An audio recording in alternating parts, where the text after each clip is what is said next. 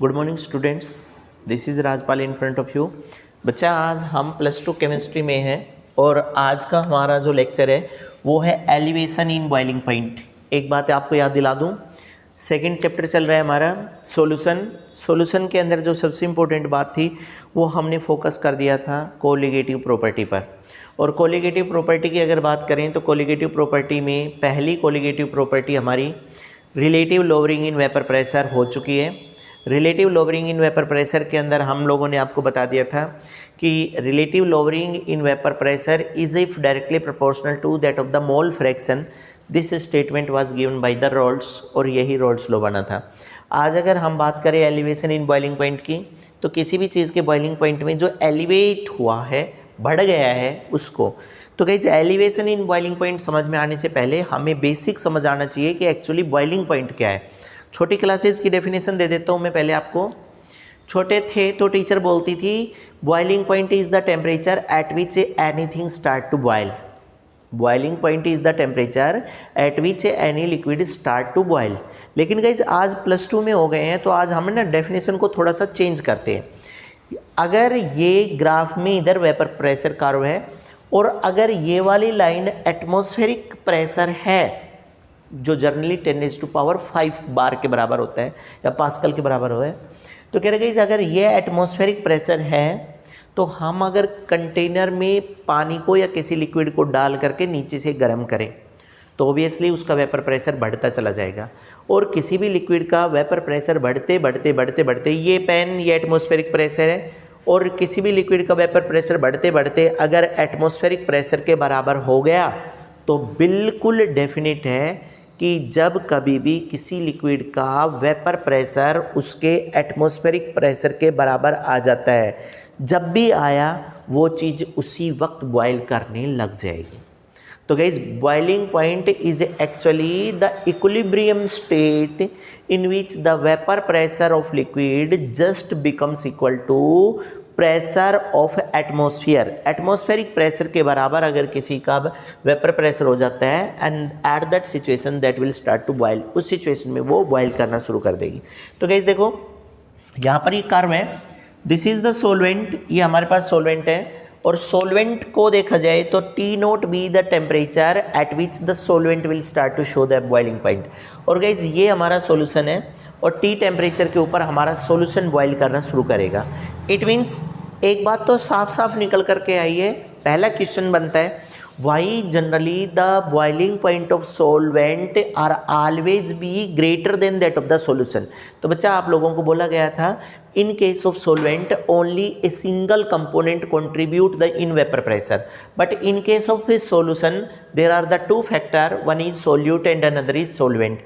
और आपको बता दिया गया था whenever the solute start to add there, जैसे ही सॉल्यूशन में सोल्यूट ऐड किया जाएगा generally the vapour pressure start to decrease there, थोड़ा सा डिक्रीज हो जाएगा। तो इसलिए अगर एटमॉस्फेरिक प्रेशर पर जाकर के मीट करने की बात देखें तो ये इस जगह पर जाकर के मीट करते हैं। इट मीन्स ज़्यादा देर तक हम उस चीज़ को गर्म करके रखते हैं। इसीलिए ना जनरली आप लोगों ने देखा होगा whenever we start to boil the egg, अगर हम एग बॉयल करते हैं तो एक तो सिंपल पानी में आप एग बॉयल करो, सिंपल वाटर इज सोलवेंट। जब एग बॉयल करते हैं तो हम उसमें थोड़ा सा नमक डाल देते हैं, तो गाइस जो नमक डाला जा रहा है ना that is the addition of solute, इसका मतलब सॉल्यूशन बना दिया गया है। उसका कारण यही है कि जैसे ही सॉल्यूशन बनेगा उसका वेपर प्रेशर बढ़ जाता है। तो अब अगर हम बात करें तो delta T B is equal to T minus T0 B the change in temperature, जिसको एलिवेशन इन बॉइलिंग पॉइंट बोला गया है डेल्टा टी बी को। और एक बात यहाँ बैठने वाले सब लोगों को पता है हम क्या पढ़ना चाह रहे हैं, हम पढ़ना चाह रहे हैं कोलिगेटिव प्रॉपर्टी। और आपको भी पता है कि elevation in boiling point is also a type of colligative property, ये भी कोलिगेटिव प्रॉपर्टी है। तो delta T B is directly proportional to M, क्यों colligative property number of moles पे डिपेंड करती है, और नंबर ऑफ मोल्स पे अगर डिपेंड करेगी, नेचर पे डिपेंड नहीं करेगी, तो यहाँ पर हम किस चीज़ को पढ़ रहे हैं, मोलेलिटी को। तो इसलिए हमने बोल दिया कि delta T B is directly proportional to M, और डायरेक्टली प्रोपोर्शनल को हटा दिया गई तो delta T B is equal to K B into M, where K B कौन है, K B is called as molal elevation constant. बहुत important है, 1 मार्क्स में बोर्ड में आता है, के बी का नाम बताइएगा मोलल एलिवेशन कॉन्स्टेंट। और दूसरा नाम है ebullioscopic constant. Very very important guys, ebullioscopic constant. अब हम एक स्पेशल केस लगाते हैं और स्पेशल केस में बोल दिया कि अगर मान लो सपोज मोलेलिटी 1 है यहाँ, तो मोलेलिटी 1 होगी तो delta T B is equal to K B. क्यों? क्योंकि अभी मैंने बोला था गाइज वो आपसे इबिलियोस्कोपिक कांस्टेंट के बारे में पूछेगा कि डिफाइन द इबिलियोस्कोपिक कांस्टेंट। तो आप क्या बोलेंगे, आप इनमें 2 स्टेप चलेंगे, because we know that delta T B is equal to K B into M, और उसके बाद m को 1 मान करके आपने यहाँ बोल दिया। अब आप इबिलियोस्कोपिक कांस्टेंट को डिफाइन करेंगे तो देखिएगा दस इबिलियोस्कोपिक कांस्टेंट में आल्सो भी defined as it is actually equal to that of elevation in boiling point when the molality of the solution is taken as a unit। अगर किसी सॉल्यूशन की मोलेलिटी 1 यूनिट है उस time elevation in boiling point ही उसका ebullioscopic constant के बराबर होगा। क्लियर? उसके बाद अगर आगे चले, ये कह रहे कि again from the equation first, इस इक्वेशन फर्स्ट से अगर बात करें तो गाइज मोलेलिटी का सबको पता है, हमने फॉर्मूला ड्राइव किया है। Molality W B into 1000 upon M B into W A होते हैं मोलेलिटी। आप इस चीज़ को उठा करके यहाँ रख दीजिएगा, तो delta T B is equal to K B into molality. Molality का formula W B upon M B 1000 upon W ए।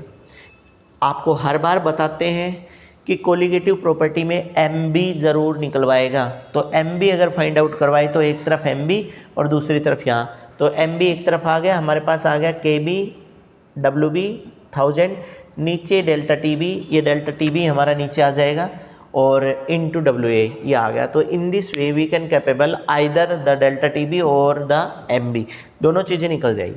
कभी कभी ना ये सबसे अच्छी चीज़ है, कह रहे कि आप एक बार जस्टिफाई करिएगा और किसी तरह से ये वाली जो इक्वेशन 1 आई है कि prove that delta T B is equal to K B into M, आप इस चीज़ को प्रूव कर दीजिएगा एलिवेशन इन बॉइलिंग पॉइंट से कि ऐसा रियल में पॉसिबल है या नहीं है।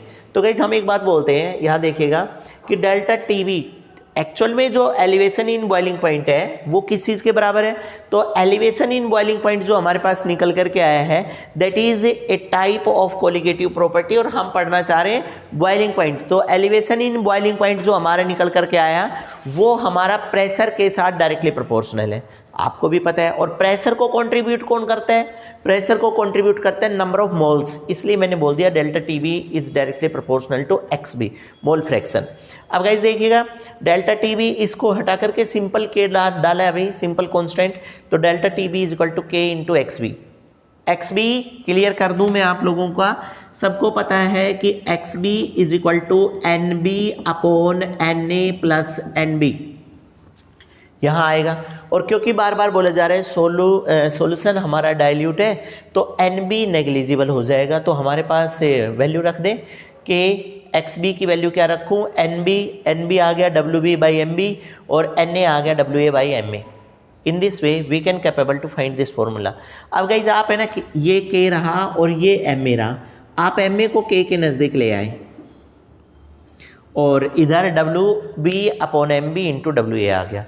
Always keep in mind guys delta T B के जो प्रोपोर्शनलिटी में आता है के बी, जिसको इबिलियोस्कोपिक कांस्टेंट कहते हैं, बाई चांस इबिलियोस्कोपिक कांस्टेंट के इंटू एम ए ही होता है।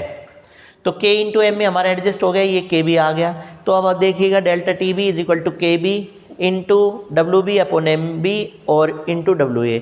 यहाँ सबको पता है कि W B by M B into W B upon M B into W A किसके बराबर है, मोलेलिटी के बराबर है। अगर ये चीज़ मोलेलिटी के बराबर है तो delta T B is equal to K B into molality prove हो गया जो प्रूव करना चाह रहे थे। इसका मतलब ये बात निकल करके सामने आई है कि in this way we can capable to find out the all types of colligative property in the terms of molecular mass. इस तरह से हम मोलिकुलर मास के टर्म्स में कोलिगेटिव प्रॉपर्टी को मेंशन कर सकते हैं। गाइस बहुत इंपॉर्टेंट लेक्चर था, प्लीज़ आप एक स्क्रीनशॉट ले लीजिएगा so that you obtain your E notes. Take a screenshot बेटा।